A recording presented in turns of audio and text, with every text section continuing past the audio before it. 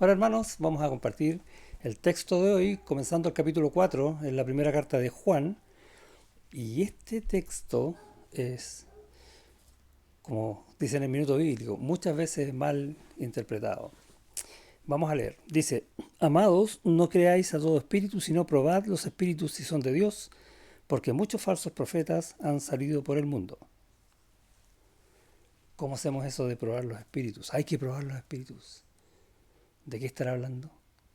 Vamos a orar. Señor, siempre damos gracias por tu palabra, que es la voz que escuchamos y queremos escuchar cada día para que podamos crecer espiritualmente, para que ya no seamos los que somos, sino más y más como Cristo cada día. Y esa es tu obra que estás haciendo en nosotros y rogamos que las hagas hoy también, en el nombre de Jesús. Amén. De hecho, la oración acabo de decir algo que yo tengo en el corazón, que es crecer más y más en el Señor para estar más en comunión con el Señor durante más tiempo, si se quiere, porque sabemos que a veces nos cuesta. Y si tenemos comunión con Dios, tenemos comunión con los hermanos, y lo dice el mismo Juan en esta carta. Y la idea es que podamos nosotros ser no solo hermanos, sino también amigos. Y uno empieza a pensar en los amigos. Así que tiene que ver esto con el texto. Ya va a ver. ¿Quiénes son mis amigos? Yo tengo un montón de amigos en muchas partes de muchos años, del colegio, etcétera. Pero con quienes hablo más y con quienes dedico más tiempo o más de mi corazón, si se quiere, son con amigos que están en la fe, hermanos. Y este texto apunta a eso.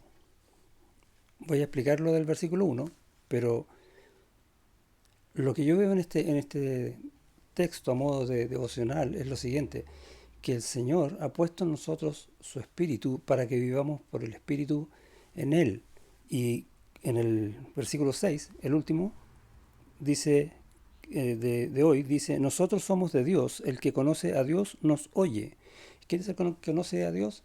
Tú, ¿cierto?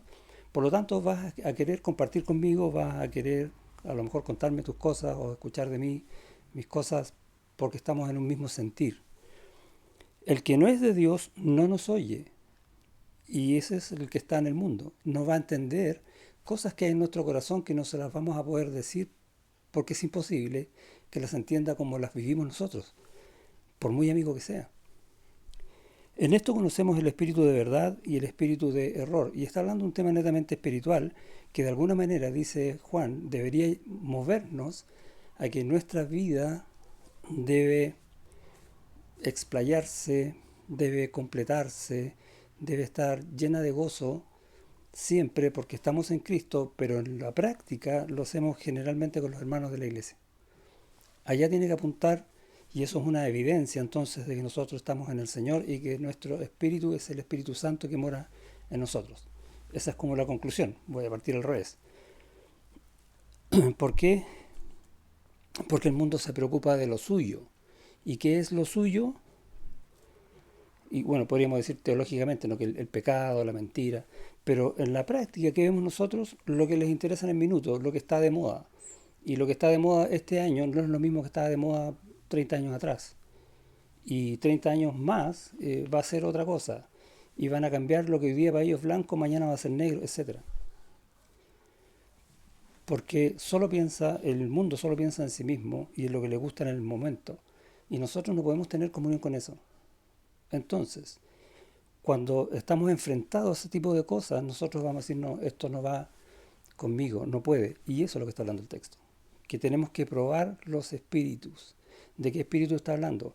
Cuando dice, amados, no creáis a todo espíritu, sino probad los espíritus si son de Dios, no está diciendo que nosotros podemos ver demonios en otra persona, que puede que los haya, pero nosotros no estamos capacitados para verlos visualmente, ¿no? A eso voy. Ahora, yo he escuchado de gente que dice eso, pero nunca la palabra ha mostrado eso. En este tiempo, en el tiempo de la iglesia. No está hablando de ver si nosotros podemos ver que la persona tenga demonios y muchas veces vemos en algunos creyentes que creen esto, que es así, que tenemos que probar los espíritus a ver si esa persona tiene o no tiene demonios. No dice eso. ¿Cuál es el contexto? Siempre decimos esto. Veamos el contexto en el cual está escrito este versículo. Y viene del capítulo 3. ¿Y qué está diciendo en el capítulo 3? Que tenemos que, o sea, que una evidencia, y lo vimos ayer, la evidencia de que nosotros estamos en el Señor y el Señor está en nosotros, es que nosotros vivimos de acuerdo a sus cosas, de acuerdo a su espíritu y de acuerdo a los mandamientos de Él, que básicamente es amarnos los unos a los otros. Si eso está en mí, se ve en mí, entonces estoy absolutamente seguro y confiado de que soy del Señor y el Señor mora en mí por medio de su Espíritu Santo. ¿Sí? Por lo tanto, tenemos que probar si una persona, y el texto apunta a esto, si una persona que está en la iglesia y que te quiere enseñar, comillas, la palabra de Dios, cierra comillas, verdaderamente está en Dios. O sea, es capaz de amar como tú puedes amar porque estás en el Señor. Y no va a ser capaz. Y él va a decir algunas frases muy duras. El versículo 2, en esto conoced el Espíritu de Dios. Todo espíritu que confiesa que Jesucristo ha venido en carne es de Dios. Y básicamente está diciendo, todo aquel que confiesa que Jesús es el Señor es creyente. Eso es lo que dice.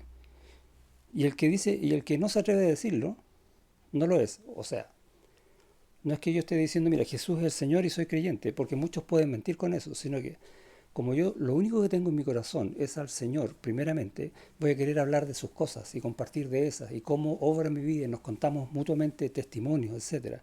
Entonces uno ve, claro, este hermano está en el Señor. Pero si yo no quiero enseñarle la palabra de Dios a nadie para que entienda quién es Dios, se convierta al Señor y viva en el Señor y no se separe nunca de Él, entonces no soy creyente. Eso es lo que está diciendo en una forma muy resumida quizás Juan, pero al mismo tiempo muy directa, muy dura. Y dice en el 4, hijitos, y este es un versículo de ánimo, vosotros sois de Dios y los habéis vencido. ¿A quién hemos vencido? A los falsos, a los que dicen que son pero no son. A eso se refiere. No es que nosotros hayamos vencido demonios, no, sino que hemos vencido la mentira porque en nosotros mora la verdad. Eh, porque mayor es el que está en vosotros que el que está en el mundo, porque Dios vence la mentira de Satanás. Esa podría ser la traducción de ese versículo. Ellos son del mundo, por eso hablan del mundo y el mundo los oye. ¿Y qué pasa con nosotros? No nos oyen, porque uno no quieren y el otro no entienden. Por eso, al final de cuentas, al final del día, vamos a tener esto. Siempre vamos a convivir entre nosotros porque nosotros nos entendemos, cosa que nadie más puede. Si yo puedo decir que tengo un gozo tremendo en el Señor, porque el Señor ha probado mi vida, ha probado mi fe, me ha afligido, pero me ha mostrado la salida, yo creo que tú lo puedes entender. Pero si le cuento esto a alguien del mundo, va a decir, ¿de qué está hablando? No lo va a entender y me va a decir, sí, para que me quede callado, probablemente. El texto habla de eso, es bastante simple si se quiere, pero al mismo tiempo es una invitación a que abramos los ojos y veamos también dónde estamos viviendo, con quién estoy compartiendo, quiénes son realmente mis amigos, en quién puedo confiar, con quién puedo quizás ayudarme en mis aflicciones o en mis pecados, en mis luchas, para que juntos nos apoyemos y crecer más en el Señor, tener más comunión con Él, tener más comunión con los hermanos. ¿Dónde voy a encontrar eso? En ti, en mí, en los hermanos en la iglesia. No hay otro. ¿Por qué? Porque el Espíritu del Señor mora en nosotros. Eso dice Juan. Y gracias por eso. Dios te bendiga.